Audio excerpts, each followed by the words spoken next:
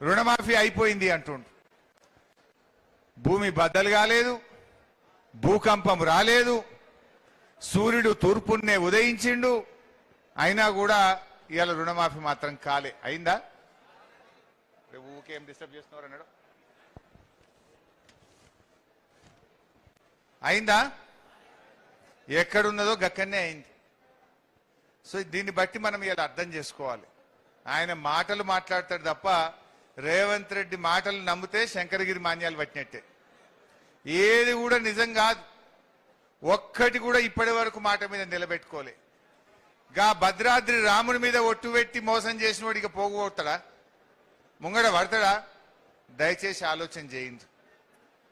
రైతు బంధు అది కూడా ఒకసారి మాట్లాడదాం. రైతు బంధు ఏమైంది? పోయినసారి యాసంగి ఎన్ని ఎకరాలు పడ్డదే రైతు బంధు? ఎన్ని ఎకరాలు పడ్డదే?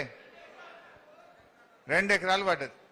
మరి మిగతా సంగతి గోవిందా? యాసంగిలో రైతు బంధు వేసేటప్పుడు సిద్దిపేటకు వచ్చింది నా దగ్గరికి. మార్చి 22 వచ్చి ఇగో రైతు బంధు స్టార్ట్ చేస్తున్నా, ఇవాళ 1 ఎకరానికి వేస్తున్నా, 45 రోజుల్లో 9,000 కోట్లు మొత్తం రైతు బంధు వేస్తా అన్నాడు. పడ్డదా? ఎట్లా చెప్పిండో చూడు ఒకసారిగా.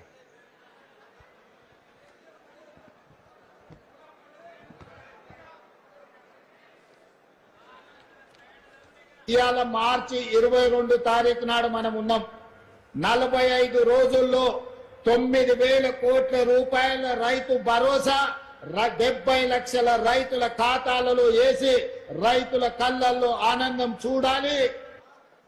ఏడ చూసిండి ఆనందం? ఎగబెడితే ఆనందం ఉంటుందా? అంటే ఎంత పచ్చి మోసగాడో ఇప్పుడు అర్థం చేసుకోండి. అబద్ధానికి అంగిలాగు దొడిగితే దాని పేరు రేవంత్ రెడ్డి. ఒకసారి ఎక్కడో మాట్లాడిన కరీంనగర్ జిల్లా మానకొండూరు పోయినా, ఇప్పటి నుంచి నేను యనుమల రేవంత్ రెడ్డి అని పిలువ, ఎగవేతల రేవంత్ రెడ్డి అని పేరు పెడతా అని చెప్పిన. చెప్తే సాయంత్రం కల్లా పోలీసు వాడు నాకు నోటీస్ పంపిండు. మానకొండూరు పోలీస్ స్టేషన్ల మీద కేసు పెట్టినాం, నువ్వు రా అంటున్నాడు. అంటే ఎగబెట్టినోడిని ఏమంటామే? ఊళ్ళో ఎగబెట్టిండి అంట మానమా? అరే నువ్వు 4,000 పింఛన్ ఎగ్గొట్టినావు, అక్క చెల్లెలకు 2,500 మహాలక్ష్మి ఎగ్గొట్టినావు, తులం బంగారం ఎగ్గొట్టినావు, ఆడవిళ్ళకు స్కూటీలు ఎగ్గొట్టినావు, 15,000 రైతు బంధు ఎగ్గొట్టినావు, కౌలు రైతులకు ఎగ్గొట్టినావు. అరే అన్ని ఎగ్గొట్టినవు నాయన, నీ పేరు ఎగవేతల రేవంత్ రెడ్డి, నువ్వు అబద్ధాల రేవంత్ రెడ్డి అంటే నా మీద కేసు పెట్టిండు. ఇట్లా ఉన్నది. మనమేమో ఉన్నది మాట్లాడితే కేసు, ఆయన మిమ్మల్ని గోస్తా మీ రక్తం జిమ్ముతా అంటే ఆయన మీద కేసు పెట్టారు పోలీసు వాళ్ళు. మరి ఇక కాకి బుక్ ఉన్నదా ఈ రాష్ట్రంలో? లేదా? ఇది ఆలోచించాల్సినటువంటి అవసరం ఉంది. ఇక అట్లా చాలా కుంభకోణాలు ఉన్నాయిరా బిడ్డ. మా తమ్ముడు 2,000 కోట్ల గురుకుల కుంభకోణం గురించి చెప్పు అంటుండు. మీకు ఒక సింపుల్, మా విలేకరులకు చెప్తున్నా, మీ అందరికి చెప్తున్నా, మీకు మంచిగా అర్థం కావాలంటే నేను అప్పుడు నారాయణఖేడ్లో మా భూపాల్ రెడ్డి సాబ్ అడిగితే 8 గురుకుల పాఠశాలలు పెట్టించిన. 8 రెసిడెన్షియల్ పాఠశాలలు, ఎస్సీ ఎస్టీ మైనారిటీ బీసీ 8 పెట్టినాం. అప్పుడు ఏ గురుకులానికన్నా పోండి, లేదు గవర్నమెంట్ స్కూల్ కన్నా పోండి, బట్టలు వచ్చినాయా పిల్లలకన్నా అడుగుండ్రు. జనరల్ గా కేసీఆర్ గారు ఉన్నప్పుడు బట్టలు ఎప్పుడు వస్తాయంటే స్కూల్లో మొదటి రోజు గంట కొట్టంగానే కుట్టిన బట్టలు పిల్లల చేతిలో పెట్టినాం మనం. ఎందుకంటే మనం టెస్కోకి ఇచ్చినాం, చేనేత కార్మికులకు ఇచ్చినాం, హ్యాండ్లూమ్స్కి ఇచ్చినాం. మనం మార్చిల్నే ఇద్దాము, జూన్ కల్లా బట్టలు కుట్టి తయారు పెడదాం. రేవంత్ రెడ్డి వాళ్ళకి ఇచ్చిండు, గుజరాత్ లో మఫత్లాల్కి ఇచ్చిండు. ఇవి టెస్కోవాడంటే మన చేనేత కార్మికులు కమిషన్ ఇస్తారా? రెక్కాడితే డొక్కోడు అన్నాడే. మఫత్లాల్ అంటే గుజరాత్ కూడా, ఆడ గుజరాత్ వానికి ఇస్తే ఇదివరకు బట్ట రాలే, కుట్టుడు కాలే. ఏ స్కూల్లో కూడా పిల్లలకు ఇప్పటిదాకా బట్టలు రాలే. గురుకుల పాఠశాలల్లో రాసుకోవడానికి నోట్ బుక్కులు రాలే. మరి ఏం చదువుకోవాలి? 15 రోజులు అయింది స్కూల్ స్టార్ట్ చేసి, రాసుకోనికి బుక్కే లేకపోతే ఇక పిల్లల చదువులేమవుతాయి? మీ కమిషన్ల కక్కుర్తికి ఇవాళ గురుకుల పాఠశాలల్లో ప్రభుత్వ పాఠశాల పిల్లలు ఇవాళ అవస్థలు పడుతున్నటువంటి పరిస్థితి ఏర్పడ్డది. అట్లా చాలా జరిగినాయి. ముఖ్యంగా ఇలా మంచినీళ్ళ సంగతి నారాయణ ఖేడ్ సంగతి మాట్లాడుకోవాలి. ఒకప్పుడు నేను నారాయణ ఖేడ్లో భూపాలన్న బై ఎలక్షన్ లో నేను తిరుగుతుంటే ఒక మా చెల్లె ఉండే, ఆమె పేరేంది, చిమ్నీబాయి. ఇవాళ రాలే చిమ్నీబాయి. ఓ రోజు కలిసింది, ఆ తండాకు పోయినా. ఏం తండాది?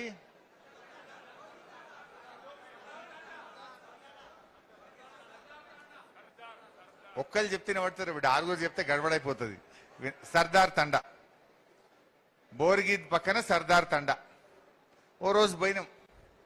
నులక మంచం మీద స్నానం చేస్తాం మేము, కింద తాంబాలం పెట్టి మళ్ళా నీళ్లు వాడుకుంటాము అని చెప్పింది చిమ్నీబాయి, చెప్పింది. ఆ తండా వాళ్ళందరూ చెప్పిండ్రు.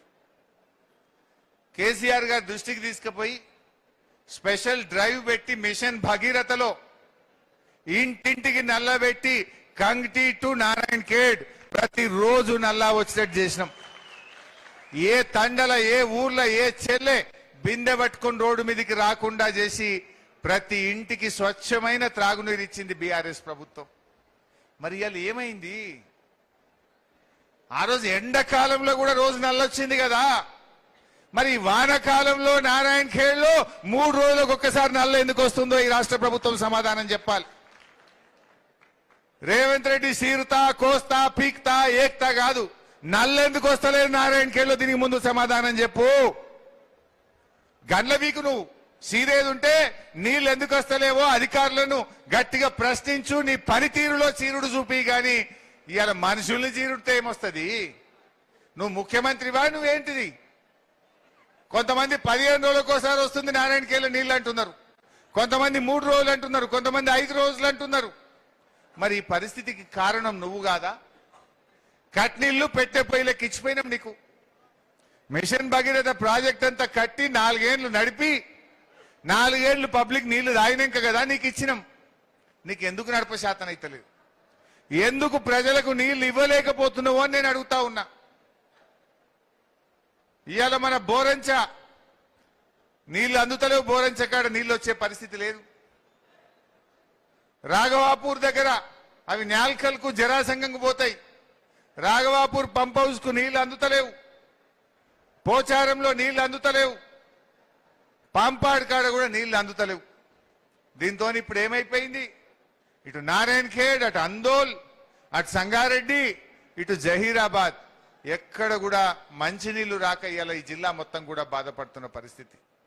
అంటే ఈ ప్రభుత్వం మంచినీళ్లు కూడా తాపలేకపోతా ఉన్నది. ఇలా ఎంత దుర్మార్గం అంటే, సింగూర్లో మంచిగా నీళ్లుండే, నిండా నీళ్లుండే సింగూర్లో, దాన్ని మరమ్మతు చేస్తామన్నారు, ఉన్న నీళ్ళని ఖాళీ చేసిండ్రు. పోనీ మరమ్మతన్న చేసిండ్రా?